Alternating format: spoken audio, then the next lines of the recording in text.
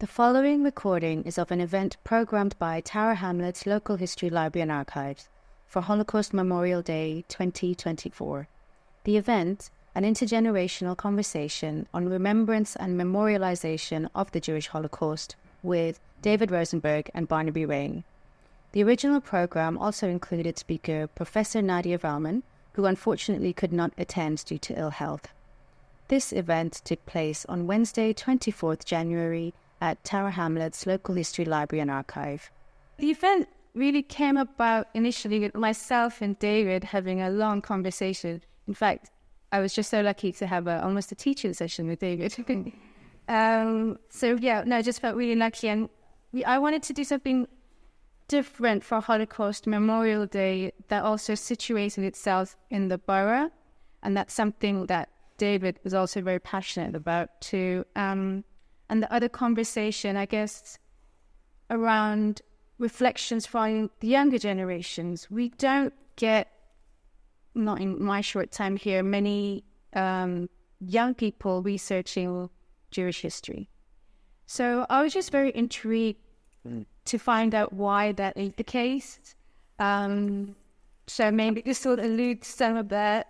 And Nadia's been a friend of the archive for a very long time. She teaches at Queen Mary, and she was going to bring in the more literary and cultural aspect of the borough into that conversation as well. So really sad to not have that perspective tonight, but I know the conversation will be endlessly. So let me introduce you to both our speakers this evening. We have Barnaby. I'm going by alphabetical order, not age. No. He's younger than me. Just a bit. Barnaby Raine is a historian writing his PhD at Columbia University on visions of ending capitalism from Marx to Stuart Hall.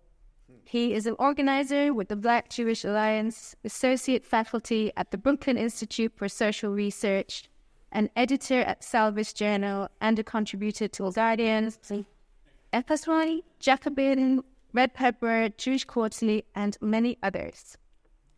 David Rosenberg is an educator, writer, and tour guide specializing in London's radical history. He is an anti-fascist activist and educator. He was the convener of Cable Street 80 and is the author of Faithful for the East End. He has helped to organize educational trips to Auschwitz and Krakow for trade unionists and anti-racist campaigners. He teaches a course at the City Literary Institute called Ghetto Uprising 1943, Jewish Life and Death in Warsaw. So the way we're going to work here, I will ask a question to both our speakers today, and then the conversation will be between David and Barnaby, and then we will open up the floor for everybody to ask our questions. Welcome. My question to you both is, what is your personal familial connection to Tower Hamlets? Sorry, it's a bit too bold. What was your experience in understanding or remembering the Holocaust while growing up within that family or a community environment? Good. Yeah, me first? Okay. All right. So my grandparents on my mum's side settled in the East End as child migrants / refugees. Some of the newspapers are very keen to draw this very sharp line between economic migrants and refugees. But if you ask my grandparents' family, what were you? They would find it very hard to put that sharp line. The migrants and refugees came over a long period, but they were running away from a situation of personal danger or fear of danger, and also, but also from a situation where they were very discriminated against, and they were economically they were very constrained, and they needed to they wanted to move to a place where they would have more opportunities. they came from, my grandparents came as children, well, one from Poland, one from Ukraine on my mum's side, and lived just off Cable Street at first, and then just off Brick Lane. My mum's mother's family in the 1920s were living on Princelet Street, off Brick Lane. My grandfather's family were living on Hanbury Street, the next one along, and I think they must have met on Brick Lane. And my dad's side, I never knew my grandparents. My dad grew up in the equivalent of the East End, but in downtown Toronto, in Canada. I don't know if any of you know Toronto well, but it's in downtown Toronto. There's an area called Kensington Market. It's nothing like Kensington. It was the Whitechapel of Toronto, and it was a place of poverty and struggle, so he grew up there, we were fortunate in the sense that we did not have close relatives who died in the Holocaust, but an uncle by marriage in Canada. He felt very guilty his whole life. He left Poland as a 13-year-old in the early 1930s. He had 2 older sisters there and many other relatives, and he said to them, "Don't worry, things will get better here." And he just really, really felt he had massive guilt about that, that he didn't face what they faced in his life. And I knew about the Holocaust when I was very young. I cannot remember the first time I encountered discussion about it, but I also knew that some of my Jewish friends at school were from families who were Holocaust survivors. My parents experienced, they both experienced anti-Semitism in the 1930s, very strong anti-Semitism here in the East End with my mum's side of the family, and over in Toronto with my dad's side of the family. My dad was a bit older than my mum, and he was old enough to take part in some physical anti-fascism in Toronto in the 30s. There was a park not far from where they were living where the Jewish kids would come in from one side, the fascists would come in from the other side, and then they'd be throwing stones and other things at each other. But my dad always says that he was more scared of the leader of the Jewish gang than he was of the fascists. He was what in Yiddish is called a starker, tough guy. Yeah, but my mum, she was at school in the East End, and by that time they'd moved out to Bethnal Green, and she was, although there were other Jewish children in the school, she was the only Jewish child in her class in school, and the other kids reminded her of that very frequently. And round the corner to the school was the headquarters of the British Union of the local headquarters of the British Union of Fascists, and they used to have a weekly march there. And one time, my mum was very aware of them. One time she came home from school and told her mum about some graffiti she had seen. Mosley is a very rude word. And mum slapped her around the face and said, "Don't mention that word, and don't use that word." And at her 90th birthday party a few years ago, her surviving brothers and sisters were there. I told that story, and when I said, "Don't mention the word," I said, "What was the word?" And they all said, "Mosley." But her other experience that she told me about a long time ago, was about her work when she was in the 1940s and early 50s. She was a secretary at what was then the Jewish Hospital in the East End near Stepney Green, and she knew a lot of the doctors and nurses, but also met a lot of the patients. And she was really shocked the first time she saw the patients with numbers tattooed on their arms, and there were quite a few of them. And that for her was very shocking. But my sense of how she and her family and community understood things at that point was really feeling very helpless during the time of the Holocaust, aware of what was happening in continental Europe and feeling how impossible it is to do something about it. I think that's probably what I'd say about that. Yeah, should I come in with my memories? I was just hurriedly, because David said so many things that got my mind going. I was just about to hurriedly start note taking, and he handed over. My family came from what was then the Tsarist Empire, and from Poland and from Lithuania, Russia and Ukraine, at the turn of the 20th century. And they came to Dublin and to Manchester, but also to London. And one particular branch of my family I was closer to, my dad's father had grown up in the East End. His dad, David, was a tailor here. But he died in 1967, very young. And so I never knew him. Obviously, my grandmother was born also on Princelet Street. At number 61, which I know because in a very beautiful moment for me, she took me there to see the old building and discovered that, she knew this, I think, already. It had been, I think because it had been bombed in the war, I'm not sure, being sort of rebuilt. And it's now Al Qibla Hajj Travel Agency is the... that was the building in which my grandmother's parents were called Isaac and Rebecca, which is very proud of. Mine too. No. Yeah. Amazing. So what does that make us date, Joseph? Which sons are we? So my grandma's very proud of the fact that her father had this furniture workshop, and then he had 5 children, and Auntie Sarah was living with them as well, which was perpetual distress apparently in the 30s, because Auntie Sarah slept very loudly and they had a very small space.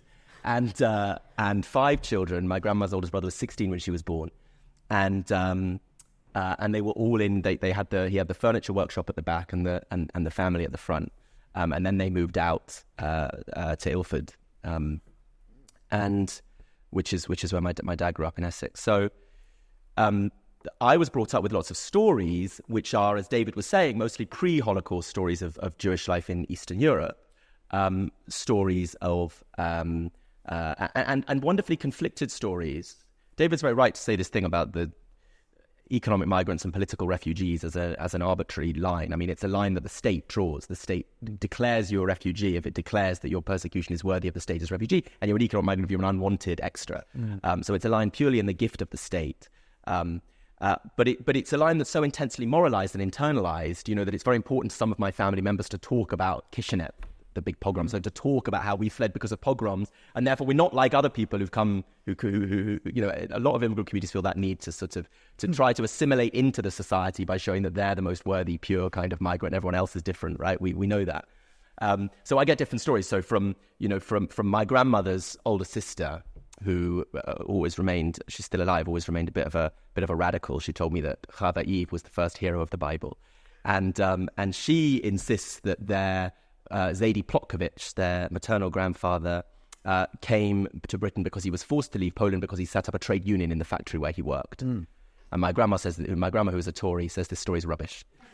So I have no idea. But the story is that he set up a trade union in the factory where he works. But the story that everyone in the family agrees on, this is the one unifying bit, and so it's probably totally untrue, is that he came penniless, and his baby daughter, my great-grandmother, was to follow him with his wife. He came penniless and found a job, cash work, and wasn't told until the end of the first week that payday was on Shabbos on Saturday. And so the story is that he had just arrived in Britain completely penniless. In one half of the family, he was a militant revolutionary organizer, and he went for a week without any money because he wouldn't take his cash on Shabbos. And my grandmother claims that people in the community then used to leave food out on windowsills for people who just arrived. So again, it's very hard for me to know. I'm a greater removed than David because I'm slightly younger. It's hard for me to know how much of these stories is kind of romanticized. But against the romance, interestingly to me, my East End derived family were always very harsh and sharp, and I think this is interesting to reflect on. I've never said this in any kind of public setting, about Anglo Jewry's response to the Holocaust. My grandmother used to say they cared more about ensuring their access to kosher meat than what was happening in Poland. And the difficult question of both the fear of anti-Semitism here. I mean, in the 30s, members of the British ruling class had the Anglo-German, the particular parasite they called a king, was a Nazi, right? Edward VIII. And members of the British ruling class sometimes used to go around with little badges that said PJ, Perish Judah. So the fear of the British state and its own ruling class being not worlds away from the German ruling class, which latterly was constructed through this awful Sonderweg view that there was something particularly weird about Germany, and only in Germany could this strange thing have happened, one of the many ways by which European civilization divested its guilt for the Holocaust by making it specific. It was only Jews, they do it too, it was only Germans who did it. Of course, there was reason to fear in Britain in the 1930s, both because of Mosley and the Jewish working class of this area, who'd organised against Mosley, had to do so sometimes without the support of our friends in the Board of Deputies. And many of them had been organising on a class basis. Someone like Phil Piraton, who became the Communist MP, had been a tenants organiser, including against, slum landlords who were Jewish sometimes. Had been a tenants organiser and had got his reputation as a tenants organiser before he became really an anti-fascist organiser at the Battle of Cable Street and elsewhere. So there was a sense of indigenous British traditions of racism that people had to worry about, but also a sense of trying to get some kind of stability and security in British life and not to rock the boat too much and worry about what's happening elsewhere. And I'll leave on a particularly sad story that I think undermines the idea that there was something kind of unique and special and strange about the Holocaust, dislocated from all the rest of European history, that my grandmother's father did go back. So my grandma's father was 12 years old, Yitzchak Isaac, was 12 years old when he came. The story is that he walks across Europe with newspaper for shoes. Again, as I say, I don't know how much of this stuff is true. But he went back to so he was 12 years old and he came with his parents. And he had older siblings, and they remained in the city of Rovno, in what is now called Ukraine. And he went back in the late 30s through Germany to get to his older brother and his family and say, you should leave. And the story in the family is that he said, the Germans are coming. And they said, good. And he said, what do you mean? And they said, they can't be any worse than the Ukrainians. So that was the level of the normalization of violence, such that the singling out, and I'm sure we'll say more about this, the singling out of the Holocaust as an act of outside all history, of inexplicable evil, pure evil, just didn't actually tally with the lived views and experiences of Jews in the early 20th century, for whom, although the scale and the industrial organization was almost unbearable to consider, the fact of that kind of murder was in a horrible way just not that surprising. And I think that's forgotten in some of the way it's memorialized today. Yeah. Can I just pick up and cut just a couple of things? I mean, because I was teaching a class the other day, an adult education class, about the Warsaw Ghetto uprising, and we were looking at some of the main places, the main cities where Jews were very large, in very large numbers, and Rovno was really exceptional, actually, and that was part of Poland. It was 50% Jewish. 73%. Oh my God! Okay, 73%, and quite a lot of the people who were not Jews were Polish non-Jews, as opposed to Ukrainian. Yeah, it's part of Ukraine now, but it was. I had a list of the top 11 cities in terms of Jewish population, the paper, and Rovno was the highest percentage-wise. Not the highest in absolute numbers, but yeah. And also about, it's amazing about Isaac and Rebecca. Although the Isaac in my family, who was the first person in my family who reached London, he also had a very sad end, really. I mean, he was... He was a painter, but don't confuse him with Isaac Rosenberg. This is on the other side of the family. But when I say painter, he was a house painter, decorator. In the 1911 census, it says paper hanger and things like that. And but in the late 20s, as the economic crisis is coming, he had very little work, very little money, was spending more time in the synagogue next door praying for things to get better, but not really finding work. And they had 3 children. They had 3 children who they'd come over with from the old country. There were 3 more who were born here. The first 2 were twins who died at 6 months of hunger, and they had a daughter who kept winning prizes at school and was destined for great things, but who caught TB very young and died. But the surviving children had moved out the home, and him and Rebecca is still there in 21 Princelet Street. Maybe do you want to get 21 Princelet Street? Oh, yeah. But one day he goes off to visit one of his daughters who's married by then and moved out, and said, "Could I borrow some money?" And she wasn't going to say no. She gave him some money, and he used it to buy carbonic acid, which he drank and killed himself in because he couldn't see a way forward. And during the lockdown period, with the pandemic, I went to the cemetery and see his grave for the first time, and it's a difficult thing because suicide is against Judaism, and it's sometimes it has in the past been very difficult even to get buried within. But the tradition has been to put the suicides in the furthest edge near the wall of the cemetery, and we found his grave, and he was in his late 50s when he committed suicide, but I looked at the graves next to his, and they're all men in their late 50s, and I imagine all very, very similar reasons. Yeah, that brings us on to question. Firstly, I realised that I was all excitable about David's comments and did not begin by saying, as I should, what an honour it is not only to see everyone here, but to share a platform with David. So that's how I meant to start. So I want to get that in. And now we enter, having done some personal reflections. I think it's time for our various areas of expertise, which in David's case is real and in mine is kind of fake. So I'm going to ask him a question I want to know more about. David was telling me that Holocaust Memorial Day only has been an official event with capital letters in front of all of its words since 2001, I think you said. And so I wanted to ask you first, what kinds of traditions of Holocaust memorialization, perhaps here in the East End or more broadly too, existed before that state-sanctioned form? Yeah. Okay. Yeah. I mean, it's very interesting because the Barnaby mentioned about the anti-fascist traditions of the area. Yeah. And so this was a place where lots of people were involved in anti-fascism in the 1930s.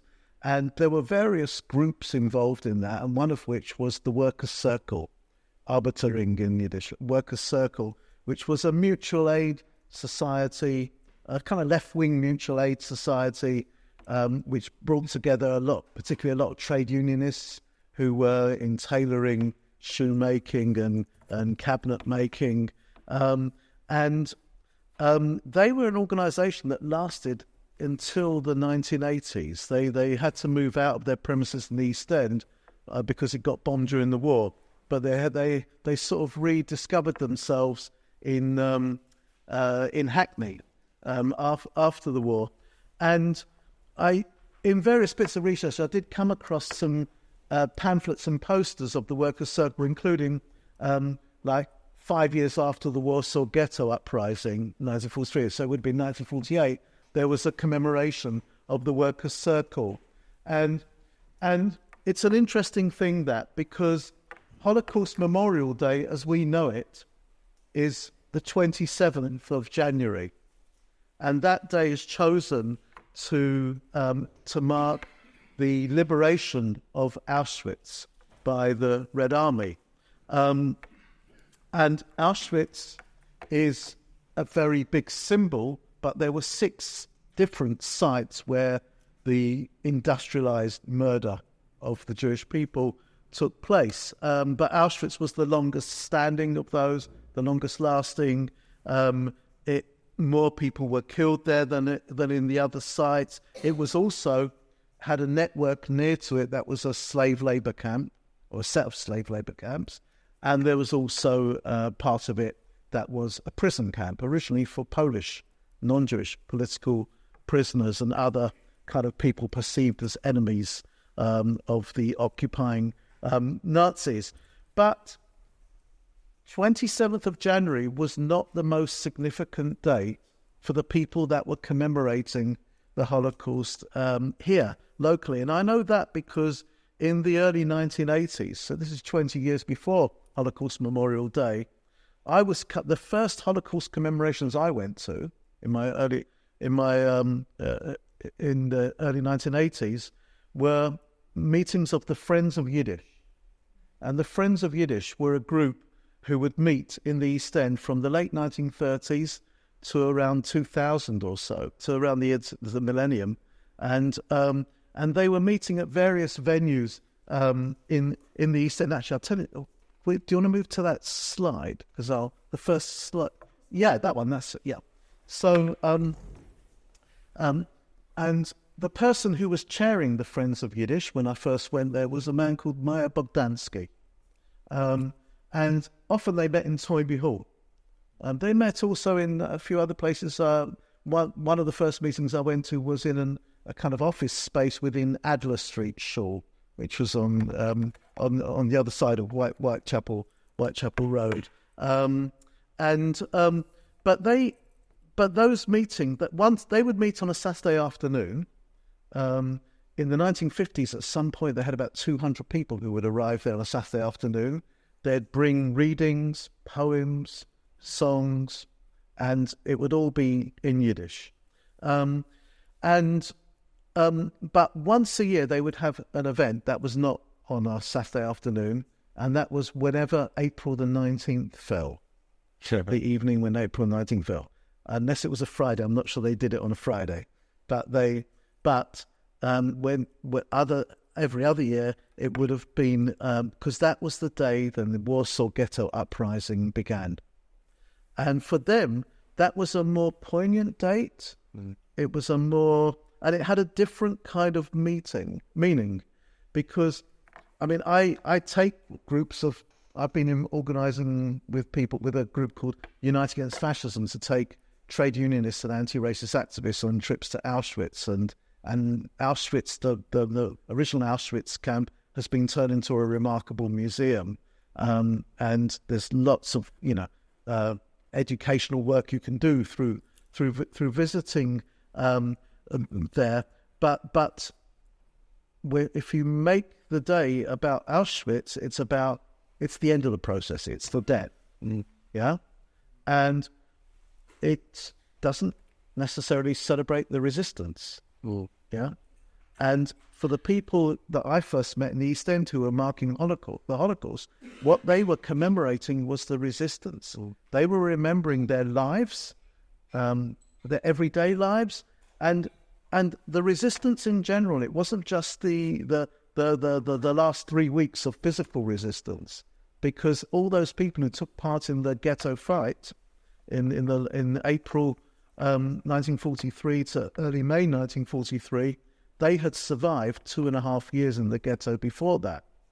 And you could only do that if there's lots of people together doing concealed heroic acts of resistance, passive resistance. And so that was the day they celebrated. And Meyer would give a talk every year. He hand wrote a different talk every year. I don't know what's happened to those speeches. I hope they're in an archive somewhere. But there were usually some different content every year, but there was also certain constants. One of the constants was he would give a list of people and groups that he particularly wants to honour, and every year he talks about the Roma gypsies, who died in exactly the same way for exactly the same reason as the Jews. he also, there was a rant every year about Holocaust deniers. And at that time in the early 80s, David Irving was on, the person that was mainly pushing that. But unfortunately, there are still lots of people doing that. And you only have to spend a few minutes on the internet to find all that stuff. And it was the only commemoration of its kind in the UK that was in Yiddish, the language of the most of the people who were incarcerated in the ghettos.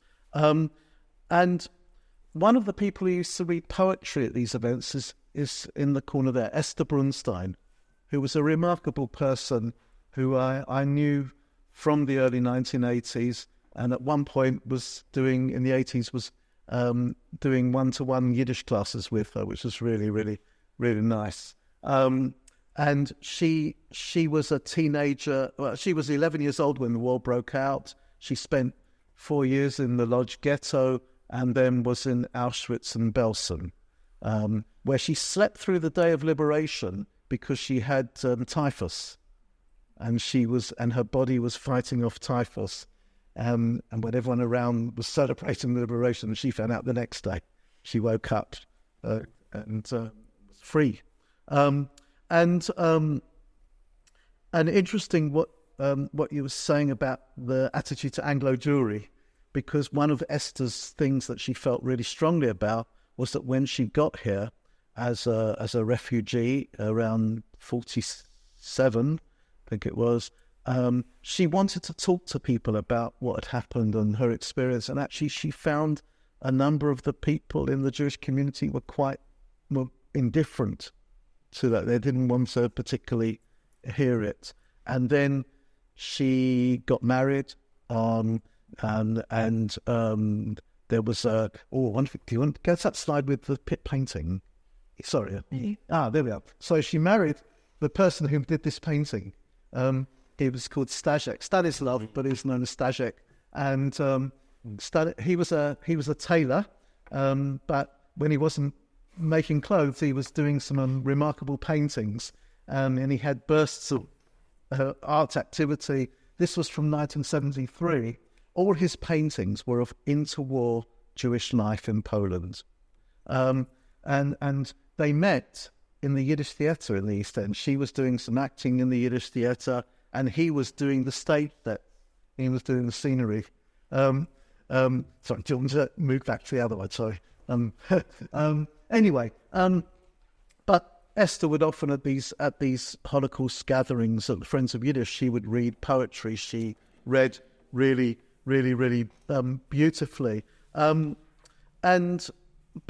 it felt like it was an organic grassroots commemoration. It was rooted in the lives of the people who were going there. The people who came to those gatherings, a number of them had been in Eastern Europe before the Holocaust.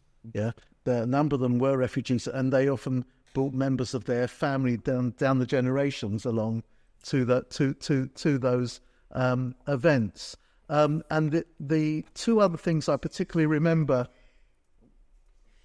from those events, that picture by Stajek, which showed a synagogue burning, it was based on there was a pogrom.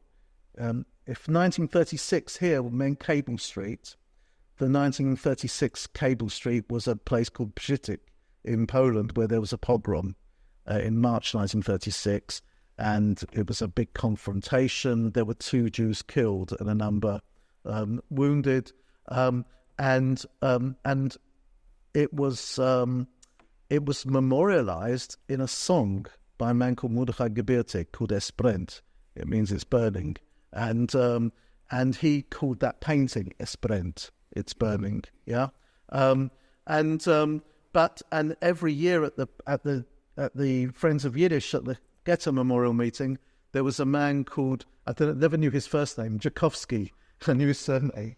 And Jakowski would sing, and he would always sing that particular song by Mordechai Gebirtig, Es brennt. And it's got a very important last verse in it, because in the verses of the song, it's saying, our town is burning, and you just stand there with folded arms. And at the end of it, it's all about do something, put out the fire.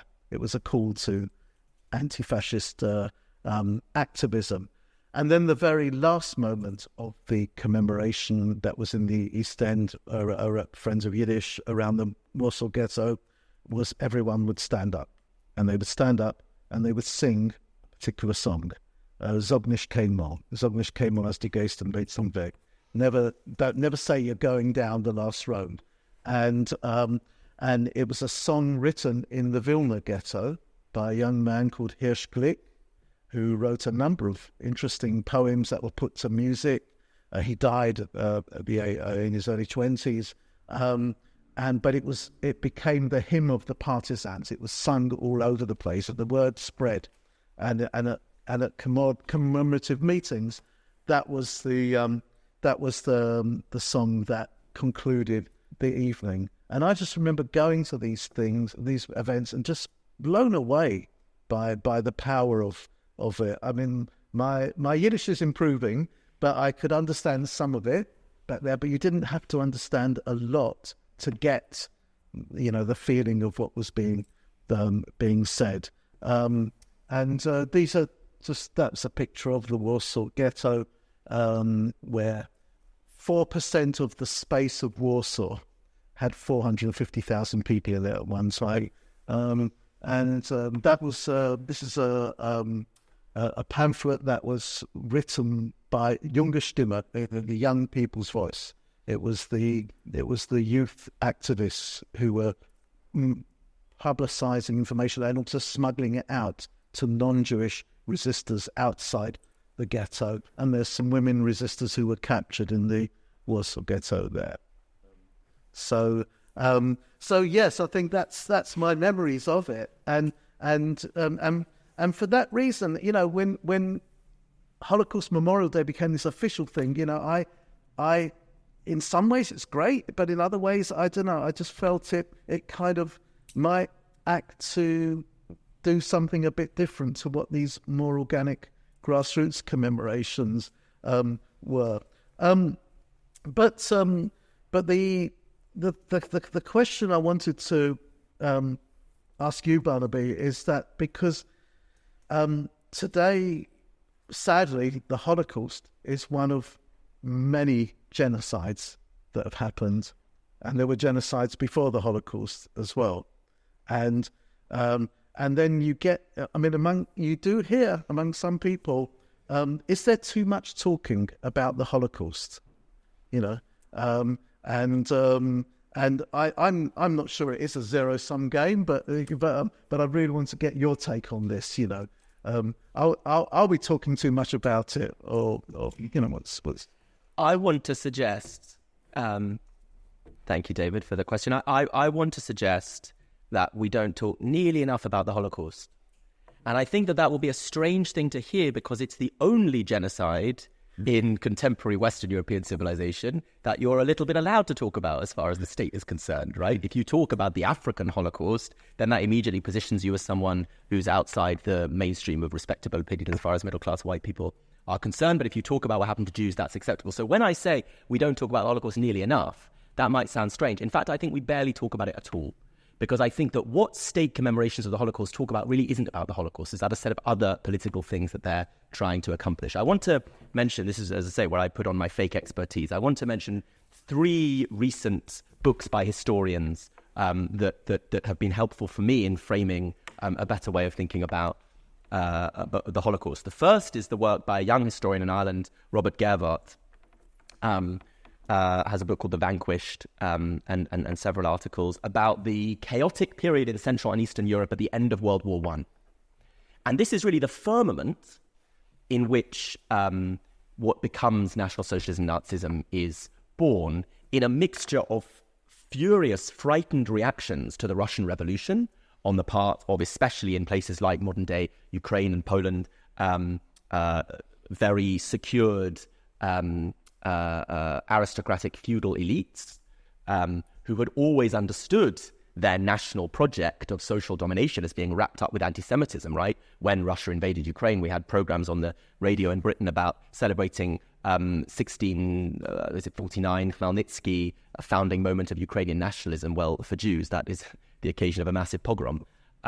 So Eastern and Central European elites who had long enmeshed their domination of peasants with hatred of Jews and Roma as the chief others against whom passions could be directed, witnessing in the moment of the Russian Revolution the overturning of all of their traditional social hierarchies. And who stands at the head of that process? Trotsky. And who stands at the head of the process in Germany? Rosa Luxemburg, who is also a woman, which is even worse, right? So here you have every single hierarchy being overturned, and of course every hierarchy of property and power is being overturned by the people who were the rootless, transnational people who stood outside those traditional hierarchies. That's how Jews were constructed by anti-Semitism as Semites, people like Arabs in a moment of lurid Orientalism, who stood outside European civilization, even though we're within its pores, and that's why we're so dangerous, perpetual sort of insider outsiders. So in that post-World War I moment of social breakdown and chaos, in which communism is understood as this explosion that is coming to destroy all the traditional hierarchies of European society, and of course it's coming from the rootless Jews. Isaac Deutscher, the great Polish Chassid turned Trotsky biographer, said that in the murder of Rosa Luxemburg, Imperial Germany celebrated its last victory. The leader of the German Revolution, 1918, thrown into a canal. In the murder of Rosa Luxemburg, he said Hohenzollern Germany celebrated its last victory and Nazi Germany celebrated its first. So in that firmament of worry about the breakdown of social hierarchies, the defense of order against the threat of Bolshevik revolution, you find what becomes the beginnings of fascism. Secondly, the work of Isabel Hull, Absolute Destruction, also one of my former supervisors, Mark Mazauer's book on Hitler's Empire, stressing that, and this is, if you just read Mein Kampf, which people shouldn't be scared to do, you see this. Hitler talks very clearly about the idea that European civilizations, European nations have empires. But unfortunately, Britain and France have carved up most of the world. And if Germany wants an empire now, which has a good European nation it must have, it has to go to Eastern Europe. It can't go to India because that's already been taken, or Africa because that's already been taken. And Isabel Hull's book talks about the genocide of the Herero people, the genocide in modern-day Namibia, as a place in which so many of the cultures within the German military were honed and the repressive practices were developed, which later were deployed sometimes by the same people who'd been the very youngest officers, who became the very oldest officers. The same kinds of techniques of power and violence were deployed in Namibia that then were used across Europe by a government, a state, the Nazis, that understood themselves as an imperial state, just like the British were an imperial state in India, who, by the way, during the war was starving people deliberately in the Bengal famine. I've just been writing today for my PhD about John Maynard Keynes being very relaxed about starving millions of people to death in Bengal during World War II. So the Nazis understood themselves as just one part of that wider colonial model, and they said, unfortunately, they had their hunger plan in Eastern Europe. We'll take all the food to feed Germany so we don't have to ration too aggressively in Germany. They said, yes, it might be strange to Britain and France that we're doing this in Europe. We have to code a racial theory in which Jews and Slavs are no different from Africans and Indians, deeply inferior to Europeans, because we can't do it in Africa and India because you've taken all that land. So the anti-communist moment, the defense of traditional social hierarchies, the colonial moment. And then thirdly, very good recent book by Whitman, Hitler's American Model, about the idea that there was one place in the world which had an actually developed system of racial science, so-called, informing legislation. And that wasn't Germany, it wasn't anywhere in Europe, it was the United States of America. And the idea of skull measurements, these things we associate with the Nazis, of course Hitler took from the society that remains today the most violent and dangerous society on the face of the planet, the United States. So those three sources, and one could talk about others, of course one could talk about others. And one could talk about a thousands-year-long history of the very idea of Western civilization being honed against the people who they said killed God. That's what the Christians say about us as Jews, right? We murdered God. And by the way, the Catholic Church didn't stop saying that until the 1960s, that all Jews presently alive could be held responsible for the murder of Jesus Christ. I don't believe in holding that against individual Catholics, but we might ask some questions of the Vatican. So one could tell a thousands-year-long history of Western civilization as a project predicated on exclusion, and the first exclusion on which it was predicated was of Jews, and then it went around the world and found plenty of other people to exclude as well. We can tell a very long story, or we can tell a very modern story about that firmament of anti-communism, modern imperialism and colonialism, and the idea of the pseudoscience of race taken from America as a way of understanding the Holocaust as a kind of marker of modernity, a very modern crime. And there's lots of literature well before the current kind of Holocaust Memorial Day fad. Think about, Adorno on Auschwitz as a factory of death of the Industrial Revolution with its massive rationalized bureaucratic processes. Eichmann was a bubble of bureaucrat, right? That very modern thing. So Adorno on the Holocaust as the kind of dark side of the Industrial Revolution, or Arendt on Jews in a world of nation states as people who are terrifying because we don't have a nation state, or Fanon and Césaire on the colonial afterlives. Fascism didn't disappear after 1945, it just went elsewhere. It went south, it went to South America, and it went to Algeria to fight a war for the French, and it remained in Spain and Portugal and Greece, where the people that Winston Churchill and the Americans supported were fascists who had allied with Hitler. And then when Algerians were massacred on the streets of Paris after World War II, it was the guy who'd been the Nazi police chief who remained the police chief responsible for killing them. So the Holocaust is then a thing we don't really talk about at all, because I don't think any of what I've just said is really the kind of framing that you get in most of the kind of Holocaust Memorial Day commemorations. I really don't. And I might be wrong, and I might be being too pessimistic. But I think the idea that this is ultimately an indictment on bourgeois civilization, on Western civilization, on modern Europe, or whatever you want to call it, it's a brutal indictment on that whole civilization. That's how I think we should be talking about the Holocaust a lot more. And certainly shouldn't think, because people we don't like talk about it in different ways, that we shouldn't talk about it. And there are those traditions. I was talking to David about being struck the first time I visited Père Lachaise, the big cemetery in Paris, by seeing all of the Holocaust memorials, very striking memorials to each different extermination camp, brutal stone structures, which are in the corner of the cemetery that is the left's corner of the cemetery. So they're alongside the graves of former Secretary Generals of the French Communist Party and Vietnamese revolutionaries and Indonesian people who died in France. Because it was understood as all part of this process of people who were targeted by something called Western civilization. Think about the language of the New Left just 20 years after Auschwitz, using the language of fascists to lambast the endurance. So much of the West German New Left in the 1960s is of people reckoning with the crimes their parents had committed, and then their parents had been allowed to go back to their jobs because in the reconstruction of capitalism in Germany after the war, they thought they had need for these people who'd been Nazis. Meanwhile, Winston Churchill, of course, thought we don't have a written order. There's sometimes controversy about the lack of written order. We don't have a written order from him. But the British government thought, when people begged them to bomb the railway lines to Auschwitz, is a story everyone must know. And they begged them because people had, with extraordinary heroism and sacrifice, smuggled themselves out of the camps and written up the plans of what was happening in the camps. And they went to the British state, and the British state said, to bomb the railway lines would be a waste of bombs. That was their judgment in the war that they later constructed as their anti-fascist war. That was the British establishment's view. So I think in the wake of the Holocaust, there were kind of three choices. When they have the shock of liberating the camps, there are three choices, though it shouldn't have been shocking they were told what was happening. Denial, which is what European civilization normally does about its crimes, right? We just don't talk about it, which I think would have been hard to pull off given the scale of what had been revealed and in live, in real time. I mean, thingy Dimbleby was recorded as he went into Bergen-Belsen. So denial would be hard to pull off. Reckoning with all the stuff I've just talked about, which they were never going to do. Or this third option, which they've done instead, which is to narrate what had happened through a very strange kind of ideological frame. It was read as a story first about Jews alone, talking much less about fascism as a project of the conservative defense of European civilization, which therefore hated Roma people and hated trade unionists and hated socialists and communists and lots of others. And it was read as a story of Jews alone so that it could be redressed easily. All you had to do was have a conveniently collective Jew now, the State of Israel, and pay reparations to the State of Israel, and you're done. Your hands are clean. And other people actually pay the price for that. But it's not just that narrating it that way left out all the other victims, so that still today in Eastern Europe, Roma people face the most extraordinary levels of violence and persecution and discrimination. Gay men who were taken out of concentration camps where they were for being gay were sent in West Germany straight back to prison because it was illegal in West German law to be gay. Anti-communism remained the violent animating principle of the fascists that the West supported in Southern Europe.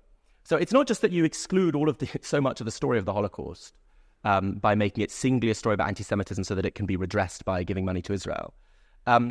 It's also that you don't understand very much about anti-Semitism. I mean, that's one thing that matters to me. You don't understand anything at all about anti-Semitism by removing it from that broader story of its construction as the founding pathology of Western Christian civilization.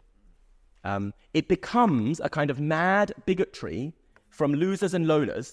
I'm even struck, when I say to people, read Mein Kampf, understand the way the Nazis thought.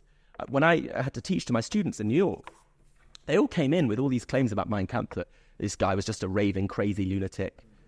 How did this single-minded, raving, crazy lunatic become the leader of a massive state and construct a successful? But it's interesting. I mean, liberals are very invested in their enemies being stupid or mad, or and so you construct anti-Semitism as this like bigotry of a few losers in their mum's basements, right? Rather than the structuring principle of a whole civilization for 2,000 years. So it's not just that when we talk about the Holocaust by making it a story of anti-Semitism that ends in Israel and now we've made good.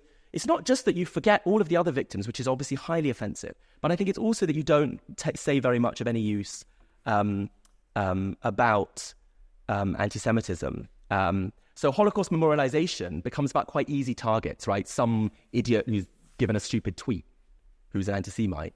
Holocaust memorialization becomes about them rather than asking questions about all of the processes of racial violence and racialization that our societies and states still use. Shivanandan, the great British anti-racist, has this nice line about the problem with the word racism. He says feminists have two words, misogyny, which names a certain kind of prejudice, and patriarchy, that names a social structure. We talk about racism, and it can mean either a silly thought in someone's head or a massive social structure. But the genius, I'll finish on this. I'm really going on, I'm sorry. And I've got so much more to say, but I'll shut up in just 1 second. I promise. There's a kind of final move. So you construct it as this thing which is just about anti-Semitism. You say anti-Semitism is just the kind of bigotry of idiots. It's completely... And those idiots, though, because how do you square the fact that it was a massive state project on an enormous scale? Well, you say this weird group of idiots, this weird group of losers sort of briefly took control of a European state, and then they did this horrible thing. And then the brilliant last move that really brings you full circle is you can say, actually, those idiots now, those dangerous people now, you say as European society, are the people we don't like anyway, actually the poorer, darker people. That's where the threat tends to come from. So, I tend to think that the theory of the so-called new anti-Semitism, which says that the anti-Semitism today actually takes the form of anti-Zionism, it's not just that it's misguided as a theory of anti-Semitism. It's something different. It's actually a racist weapon, right? So that what you do is you talk about anti-Semitism in a way that says, oh shit, like the Holocaust happened, we can't really deny it. The scale is so huge. Some of us will try, but we can't really deny it, the white European Christians say. So we'll find a way of just folding this into being part of a convenient story for us. We actually protect Jews now. We like Jews. It's the savage hordes of the world, Muslims and Arabs and brown people. They're the real threat to Jews. The best example of this tragic condition is, of course, everyone's favorite anti-racist country, Germany, in which is not guilty of talking about the Holocaust too much but too little. However many memorials they build, they're never actually talking about the Holocaust. So you have a situation where Holocaust memorialization in Germany means endless support for the state of Israel while telling Arabs that they might have to sign loyalty oaths. I mean, this state, just a few decades from the Nazis, they're telling a racial minority to sign loyalty oaths, and they say that's because they're anti-Nazi. And what do we see now in Germany, the country that talks more than any other about the Holocaust and that spends lots of money building memorials to the Holocaust? What party is almost leading now in the opinion polls? Alternative for Deutschland, an actual far-right party with inheritance in the neo-Nazis, some of whose leading members and supporters recently met in a villa. I mean, this is evocative. Remember the last time they met in a villa? Right, they met in a villa to talk about a plan for the mass removal of black and brown people from Germany. The country that talks obsessively about the Holocaust, and that's the party that's leading in the opinion polls. I just put it to you that they might be talking about the Holocaust wrong. They might not be taking the lessons. And they're not atoning for it. What they're doing is folding it into, as the Namibian presidency said to them recently in a beautiful move, they're folding it into their own enduring racism. So that in Austria today, the Freedom Party, far-right party, wants to ban shechita, wants to ban Jews from having access to the meat that we need, kosher meat, but can sign up to the popular IHRA definition of anti-Semitism because they support the state of Israel, but they want to ban Jews from getting the meat we need. So what's happened, the really awful thing, is far from being talked about too much. What they've done, racists, is try to fold the Holocaust into their own racism, to appear to talk about it in a way that in fact doesn't at all. And that's the thing that makes me really angry. And that's why the response shouldn't be, as you sometimes get online. I got it on Twitter when I posted I'm speaking at this event. Why are we talking about the Holocaust? Why do people talk about the Holocaust so much? No, that's really not the right response. We should talk about it much more, and much more militantly and aggressively, as a crime of racist European civilization, which remains today our enemy. So, David, you talked about the kind of pre-HMD moments. Can you tell us about after? Just as I was coming in here, my friend Mustafa just showed me. He said, "This is will make your argument for you." A news story that the massive planned memorial in London to the Holocaust, that there are worries that it will overshadow the tiny memorial to slavery, which apparently is next to it. So can you tell us about since 2001 or whenever, but alternative kinds of traditions of Holocaust memorializing? Yeah, and I will say something about Westminster, but actually I'm going to go a bit further east than that, because I've spent done a number of visits to Poland, particularly since 2016. I was in Poland the first time in 1995, which was the first time I went to Auschwitz, as one of 80 trade unionists and anti-racists who were on a trip that organised with the Anti-Nazi League.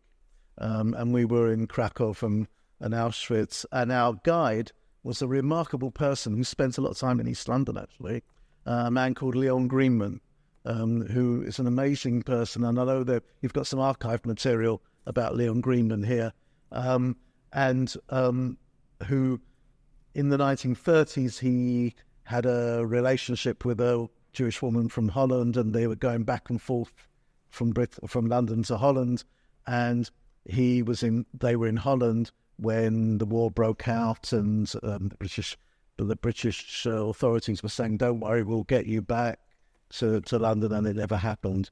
And down the line, him and his wife and child are taken to Auschwitz, and his wife and child immediately killed.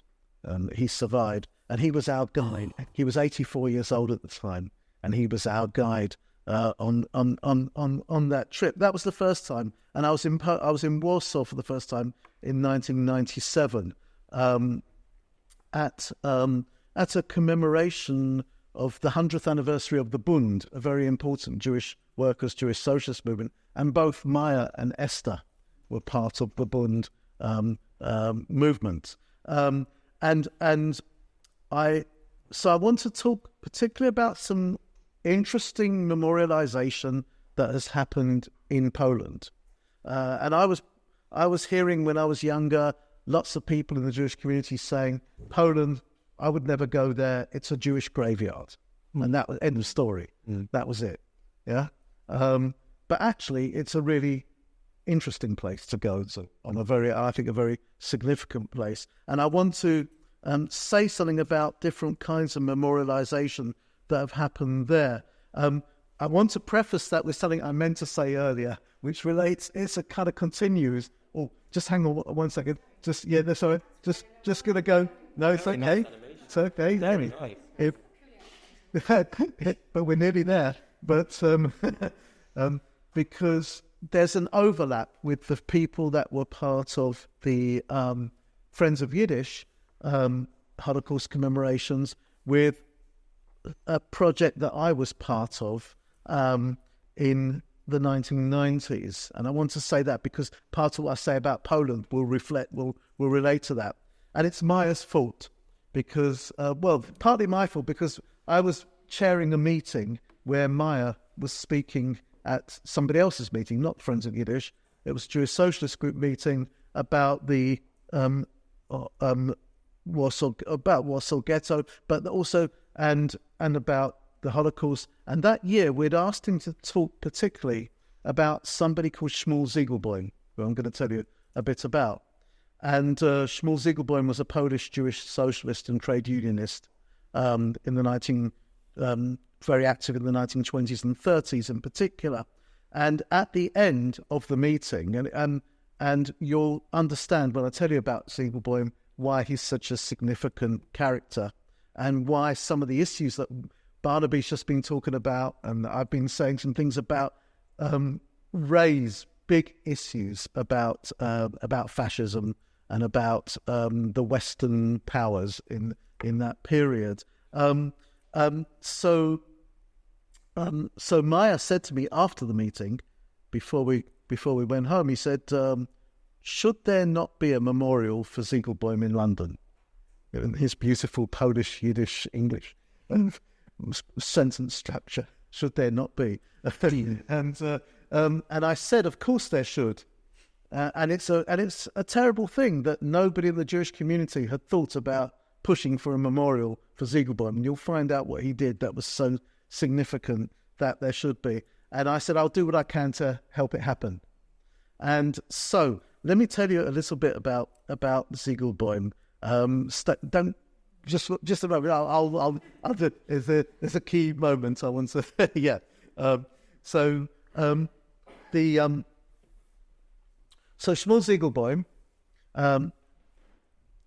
was a member of the Bund, a very active trade unionist, and when the Nazis occupied Poland, and he was in Warsaw at that time, he'd been in Lodz before that, when the Nazis came and they instituted a Judenrat, which was a Jewish council, to act as an intermediary. This is what they did in the various cities and towns they occupied, to act as an intermediary to enforce the Nazi laws and proclamations on the Jewish people. And they were doing that effectively at gunpoint. Some of those Jewish councils did a bit more to subvert the Nazi orders than others. But they chose the people on that who were going to be on the Judenrat, the Nazis did. And they insisted that Ziegelboim was a very active trade unionist, was one of the people who should be on this 24-person council. When the Nazis told the Judenrat, we want you to move the Jews to particular designated areas, and he knew this was the first step of ghettoization, Ziegelboim tried to convince the rest of the Judenrat that they should not go along with this. They should defy the Nazis. He couldn't win that position. And in the end, he says, okay, well, I resign from the Judenrat. And he knew that by resigning from the Judenrat, he was going to be on the hit list for the Nazis, to put a death sentence on him for disobeying their orders. And there were crowds of Jewish people outside the Judenrat building because they knew such a discussion was happening. And he took the opportunity before he left the meeting to go to the balcony that was just outside the meeting room and address the Jewish masses below and told them, do not go voluntarily into the ghetto. Do not go voluntarily. And this was an open act of defiance. And after that, he was a hunted person and he was hidden by his comrades for a few weeks while they found where they organized some false traveling papers for him. And they sent him off to the West in January 1940 with a mission. And that particular mission was to tell the leaders in the Western world and anyone with power and influence in the Western world what was happening to the Jews under Nazi occupation and get them to take some extraordinary actions to help and rescue the Jews. And that's what he tried to do. And he emerged via Holland in Belgium, was the first person to give an absolute first-hand account of what had been happening in Poland. Later he was in France, Portugal, America. But in March 1942 to May 1943, he lived in London. And he lived over in Paddington in a flat in in a multiple occupancy block in Paddington, and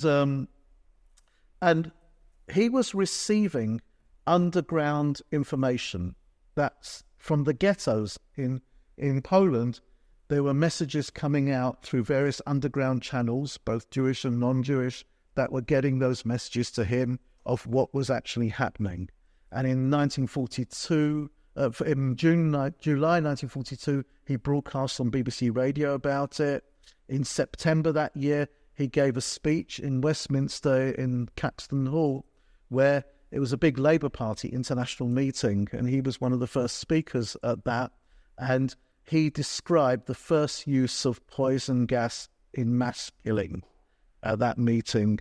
And it was absolutely credible information, and that was given, like Barnaby was saying, the government, knew this sort of stuff, but he couldn't really move them to do what they needed to do. And in April 1943, having exhausted so many different channels, there were two events that really pushed him to the limit. Both of them started on April the 19th. One of them, was the Warsaw Ghetto Uprising. The other one was over in Bermuda.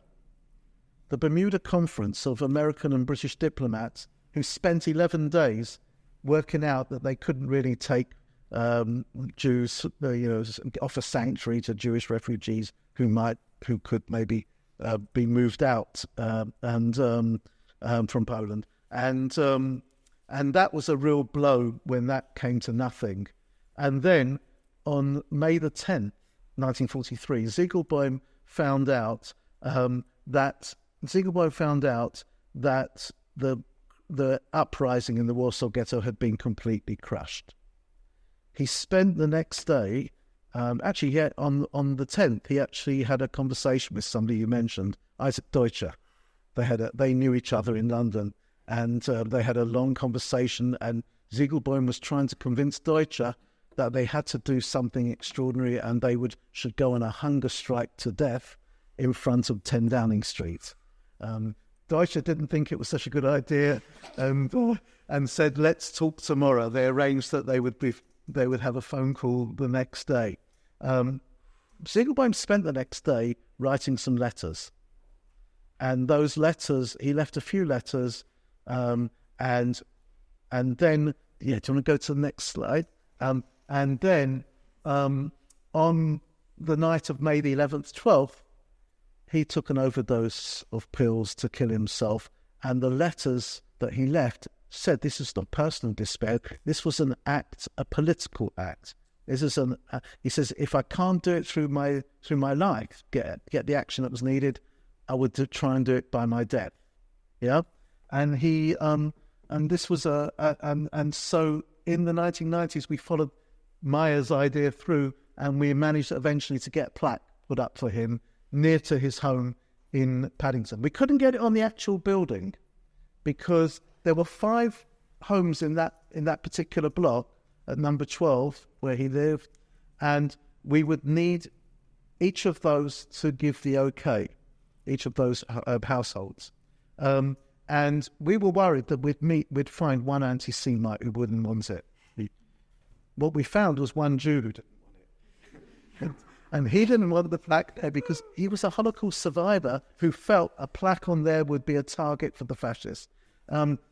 This is the ceremony after the plaque went up, and you may recognize the brilliant historian who's on the edge there. That's David Cesarani. We deputed David Cesarani to try and negotiate with the man at number 12 to try and convince him that it would be a good idea to have the plaque. And he was a brilliant historian, but he couldn't convince him. So the plaque, but in the end, the plaque went up at the end of the terrace, just opposite the library on Porchester Road, Paddington Library. And I think this is one of the most political plaques in London. It actually, it doesn't just say so-and-so lived here or lived nearby. It tells you what they were saying. And you'll see from that, Ziegelbaum, he protested every day about Nazism, but there he's protesting against the Allies. and their indifference to what was happening to the Jews in Poland. So that's a kind of longish preface to what I wanted to say about Poland. Do you want to move to the next slide? Okay. Okay. But I want to show you something of memorialization in Poland, and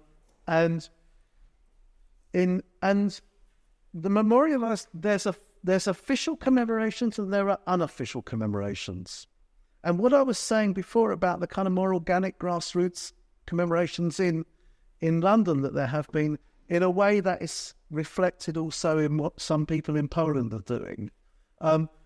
That middle top sculpture, it's a sculpture of a shattered world. And that is in a place in Warsaw called Ziegelbäum Square.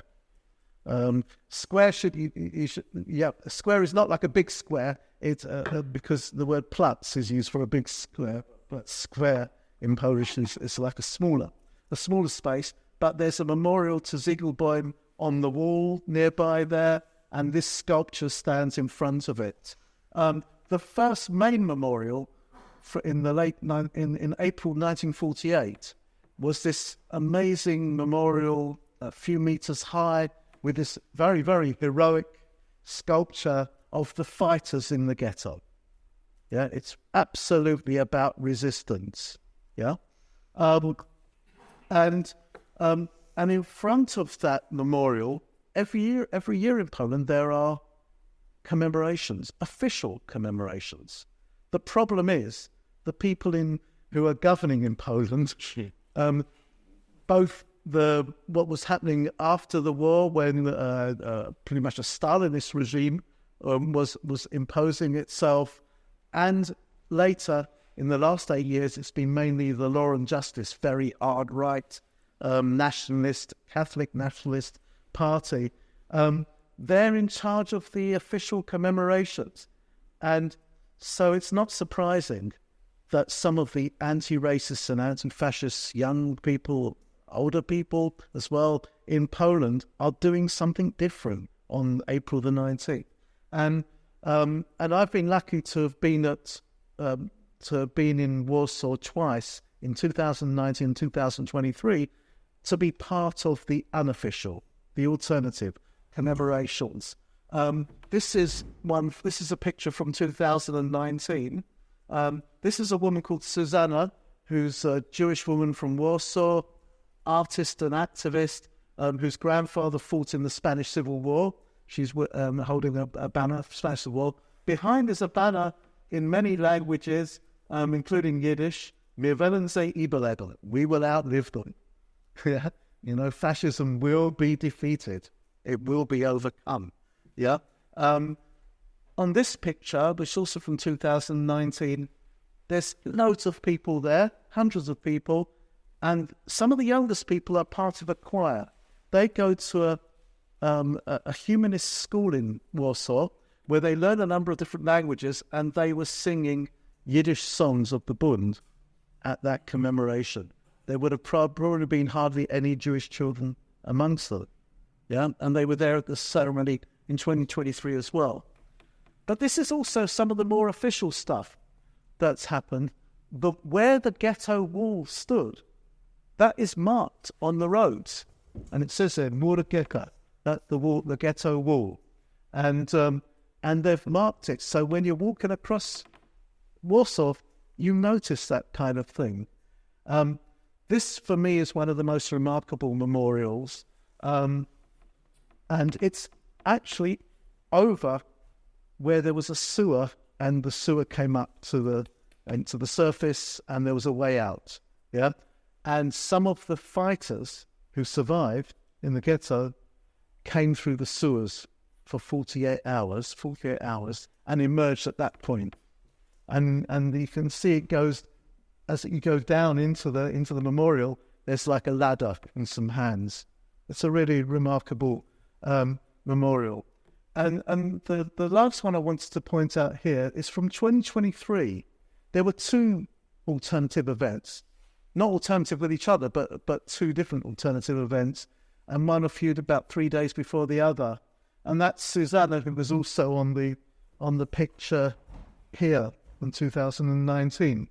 And she had, together with a group of people and in connection with a remarkable museum in Poland called Polin, which opened in 2013, which tells 1,000 years of Jewish history as a living 1,000 years.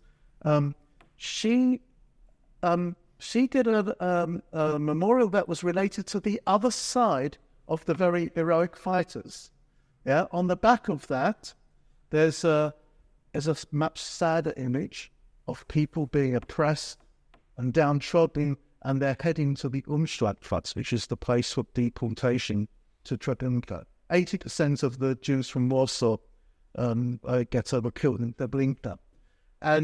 But what she was concentrating on, and also Polin Museum did quite a lot about this year, was about the other forms of resistance that were not just about guns, not just about grenades. It was the everyday acts of resistance, the underground activity of soup kitchens and schools for kids and poetry and art competitions and orchestras meeting, all of this in an underground world, and the Nazis couldn't detect it.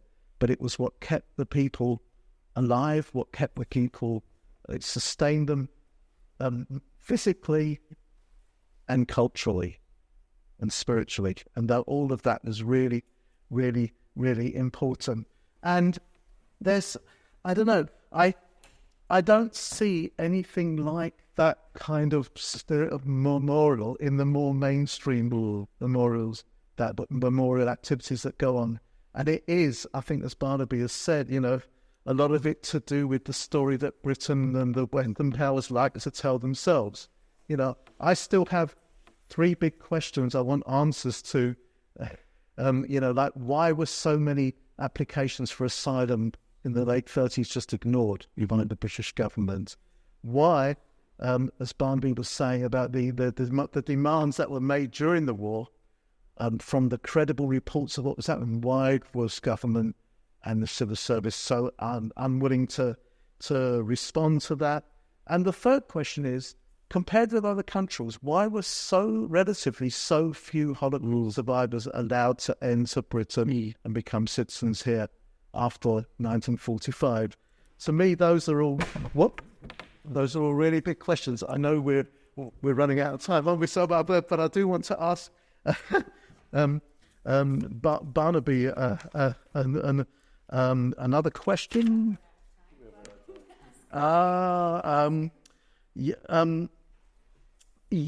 Yeah, and it's about, because I think it's important that we can end on looking forward, and fascism was defeated in World War II at a great cost, but racism persists, far right movements persist, the mindset that produced such terrible consequences is still around, but there is resistance, and people draw inspiration for their resistance today, partly from the collective memories. But I want to ask you about, what do you think are the new ways of memorializing, the new communities of solidarity that are coming about? And what do you see as very positive that is emerging in ways to tackle racism and fascism, including anti-Semitism, in Britain and beyond today? Wow, there is so much to say about that. But I really want everyone to have a chance to say things. Yeah. So I'll try and say like a tiny thing, which I'm very bad at. Like so bad at, you may have noticed. But I'm not going to give a full answer to that, which I would love to do, but I really want to hear from everyone. I would just say that we are living in perhaps the moment of the historic decline of that thing called Western civilization. Hundreds of years of European dominance, sustained by moving across an ocean after 1945 and being subcontracted to America. We're living in the moment of the decline of that, and coalitions being born around the world of people who want to replace Western civilization with something better. And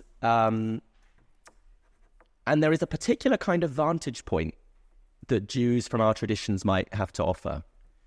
What I think of as a kind of Semitism, what the anti-Semites identified as Semitic beginning in late 19th century Germany, which was that condition of being, as Stalin called us, and then as David Ben-Gurion called us, who didn't live in his state, rootless cosmopolitans.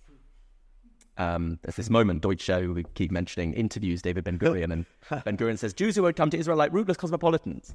And Deutsche says, that's what Stalin says about Jews.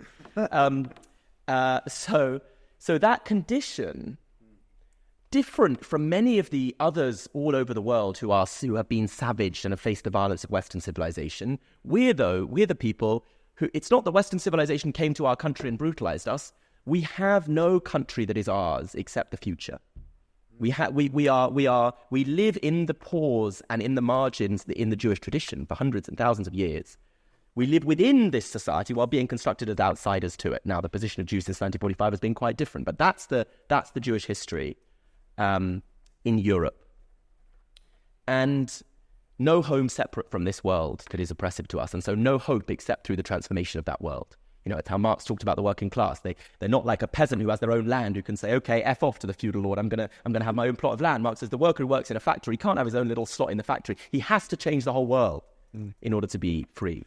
And that's not unique to Jews.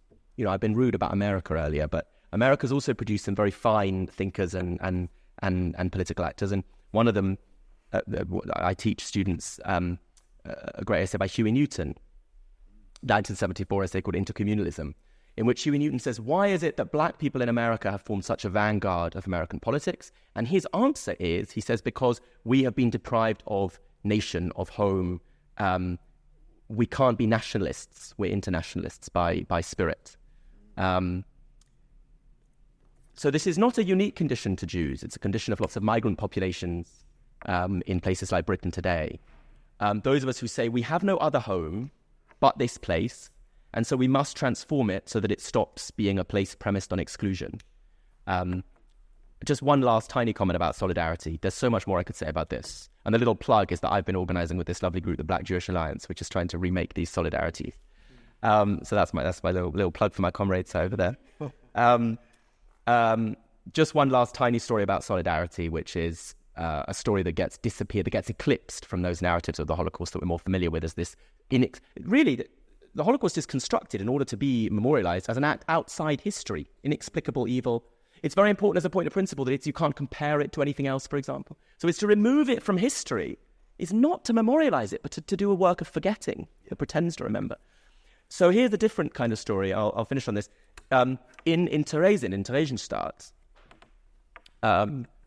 extraordinary story. Young people were kept going, in part by some, at the risk of their own lives, older people in the camp. This is a Nazi concentration camp near Prague.